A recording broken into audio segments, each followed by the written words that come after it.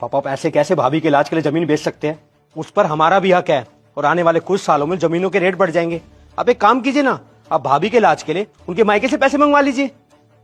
हाँ पापा जी, आज आप दीदी के इलाज के लिए जमीन बेच रहे हो, कल को कोई और प्रॉब्लम हो गई तो ये घर बेच दोगे क्या आप? और नहीं तो क्या पापा, भैया भाभी एकदम सही कह रहे।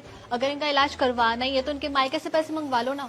और अगर इतना ही जरूरी है जमीन बेचना तो ठीक है, बेच देते हैं, पर इसके 3 हिस्से होंगे, एक मेरा, एक सागर भैया का, और तीसरे हिस्से में इनका इलाज करवा देना।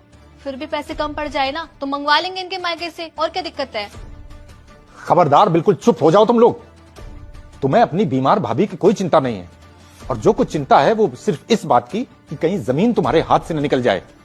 मेरे लाख बुलाने पर भी तुम लोग यहां नहीं आए थे, और जैसे ही मेरे जमीन बेचे जाने की खबर मिली तो तुम भागे चले आए।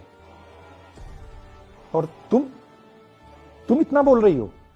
तुम्हारी शादी के टाइम पे पैसा कम पड़ जाने पर बहू ने अपने जेवर तक बेच दिए थे।